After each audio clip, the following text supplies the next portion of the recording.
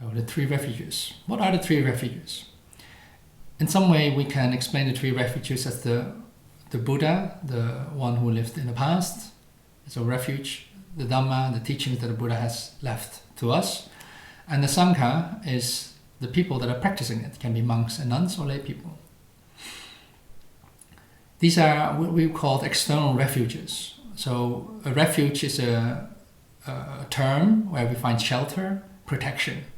So going for the three refuges, or protection for the three refuges, is going to perhaps people that are practicing Buddhism or Buddhist teachings and find protection there. So in some ways that is valid to people when they have experiencing dukkha, which can be explained in a different video, but experiencing sort of unhappiness, you can say, maybe in an easy way.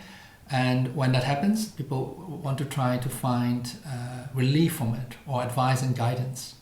So some people might see that the three refuges is to go to monks and nuns, or people that are practicing Buddhist teachings. But in another way, to explain it, like how we do in meditation, is actually the three refuges is nothing so much external, like something you have to go to, like physically. The Buddha, Dhamma, Sangha is nothing physical. Like one can say that the Buddha was a person that we refer to in the past, but the Buddha himself often has referred to himself as, the awakened one, the Buddha, but not as the metaphysical Buddha, the person that is sitting at the time there when he was speaking to people. He will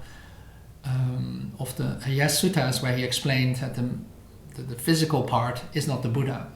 Also here we can see a lot of Buddha images representing the Buddha, but that is not the Buddha in I would say, the strictest sense of the three refuges. The Buddha, it means the awakened one, and the awakened one is a teaching that, let's say, the Buddha has explained to us how to tap into or understand, which becomes the Dhamma. And those who are practicing according to his teachings, so it's a very specific set of people, will be regarded as the Sangha. So the Buddha, Dhamma and Sangha are interlinked in a way that if one understands what the Buddha is, the awakened state, then one understands the Dhamma that the Buddha taught. And when one understands what the Buddha have taught and know the awakened state, is also the one who practice correctly. And that is also one of the epithets of the Sangha, the one who practice rightly and with insight as well into the teachings. So what does that mean from an experience? Is that someone who find refuge in those triple gems, that means that someone has find the ultimate protection when we suffer or we experience unhappiness or even happiness, but things that doesn't last, the feeling of pleasure, but pleasure, and then after pleasure it's gone. The feeling of, oh, it's gone, and then looking forward to have it again. That sort of can be subtle or very clear feelings of unsatisfaction, and that persists through our lives. And there will be another video talking more about dukkha, but that kind of sentiment or experience one cannot get out of. It doesn't matter what you do. It doesn't matter whether you meet the most best person in your life, or having a lot of money, or everything goes well, or whatever we experience in life, it comes to an end at some time. And it's not like a depressive story, but some people feel more sensitive to that, and feeling that there's no point finding all these things. And what is actually so brilliant about the Buddha's teachings is to be able to have perspective into it, and to see that there's things that are actually not subject to these feelings of unsatisfactory. So maybe as an example, it's easier to understand when we were a child, when we don't get our sweets. we might throw a tantrum and be very unhappy and being quite expressive about it.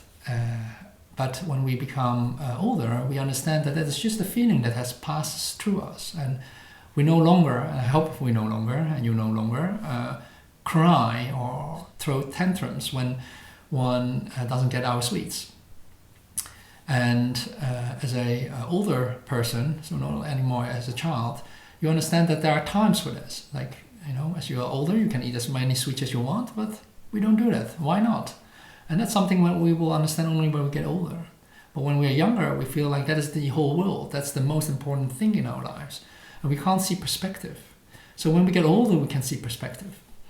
And that kind of sort of perspective is similar to the awakened state, where we can see even more perspective.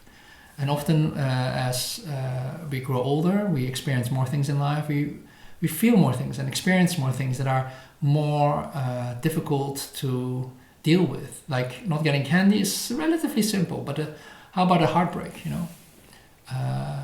falling out of love, losing a loved one, getting sick, and that's often then, or people dying. And that is often environments or situations where people find themselves stuck and cannot find release to it. Like they cannot go to do their gym, or their partner doesn't help them with their grief. And so how do you deal with that? So the ultimate refuge is a refuge that can take on everything. All the, situations in life that impact us as a human being. And that is also one of the main things that the Buddha is trying to teach, is to give us perspective so we can reach or understand the awakened state. And once we do that, there we are. We are right at where we understand the Buddha, the Dhamma, and the Sangha. Therefore, the three refuges.